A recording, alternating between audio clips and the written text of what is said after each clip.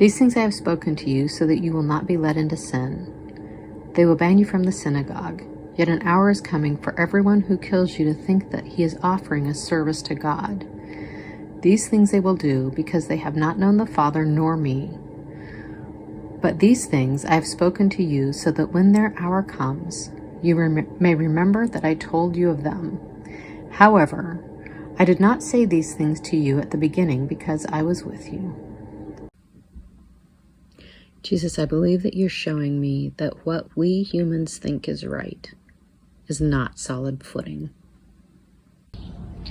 But I am going now to him who sent me, and none of you asks me, where are you going? But because I have said these things to you, grief has filled your heart. But I tell you the truth, it is to your advantage that I am leaving. For if I do not leave, the Helper will not come to you. But if I go, I will send him to you, and when he comes, he will convict the world regarding sin and righteousness and judgment. Regarding sin, because they do not believe in me, and regarding righteousness, because I am going to the Father and you no longer are going to see me, and regarding judgment, because the ruler of this world has been judged. I have many more things to say to you, but you cannot bear them at the present time.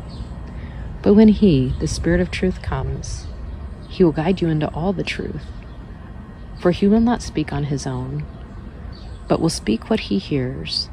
He will speak, and he will disclose to you what is to come. He will glorify me, for he will take from mine and will disclose it to you. All things that the Father has are mine.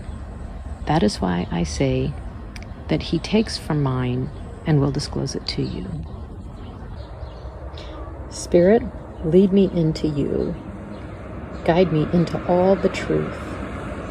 May my eyes be open and my heart be soft to it.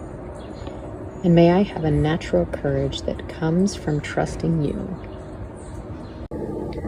A little while, and you no longer are going to see me. And again a little while, and you will see me. So some of his disciples said to one another, "What is this he is telling us? A little while, and you're not going to see me? And again a little while, and you will see me? And because I'm going to the Father?" So they were saying, "What is this he says? A little while? We do not know what he's talking about." Jesus knew that they wanted to question him, and he said to them, "Are you deliberating about this, that I said a little while, and you're not going to see me, and again a little while, and you will see me? Truly, truly, I say to you, that you will weep and mourn, but the world will rejoice. You will grieve, but your grief will be turned into joy." Whenever a woman is in labor, she has pain because her hour has come. But when she gives birth to the child, she no longer remembers the anguish because of the joy that a child has been brought into the world. Therefore, you too have grief now. But I will see you again, and your heart will rejoice, and no one is going to take your joy away from you. Pause now to consider what in the last 24 hours has taken my joy. Look at your life objectively and non-judgmentally. Rejoin when you're ready.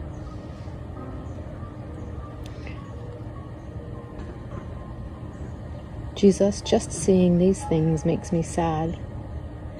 And I start to see with a bit more clarity how attached I am to what I want. I wish it weren't this way. I want to change it. But in this moment, I just look at it, objectively seeing my attachments. My heart melts with gratitude for your atonement. If it were explosively true that no one in my life took away my joy, what would that look like in my attitudes, beliefs, emotions, and behaviors? Pause now to consider and rejoin when you're ready. Jesus, I see that people could be mean to me, mad at me, impatient with me, and I would welcome it.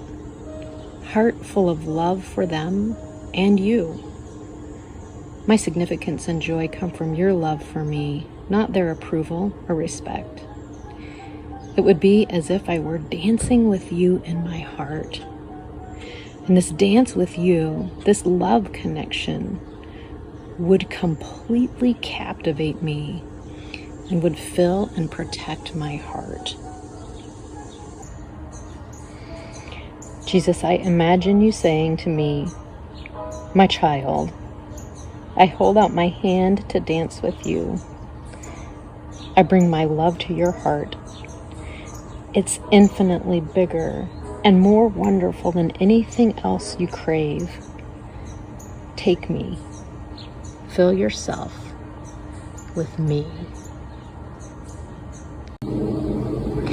And on that day, you will not question me about anything. Truly, I say to you, if you ask the Father anything in my name, he will give it to you. Until now, you have asked for nothing in my name. Ask and you will receive so that your joy will be made full. These things I have spoken to you in figures of speech. An hour is coming when I will no longer speak to you in figures of speech, but will tell you plainly about the Father. On that day, you will ask in my name, and I am not saying to you that I will request of the Father on your behalf, for the Father himself loves you, because you have loved me and have believed that I came forth from the Father. I came forth from the Father and have come into the world again. I am leaving the world and am going to the Father. Then his disciples said, At last you're speaking plainly and not figuratively. Now we understand that you know everything, and there's no need to question you. From this we believe that you came from God. Jesus asked, Do you finally believe? But the time is coming, indeed it's here now, when you will be scattered, each one of you going his own way, leaving me alone. Yet I'm not alone, because the Father is with me. I have told you all this so that you may have peace in me. Here on earth you will have many trials and sorrows, but take heart, because I've overcome the world. Jesus, I see that you want us to ask in your name and receive, so that our joy will be made full. You want us to. And I see that peace comes not with good circumstances.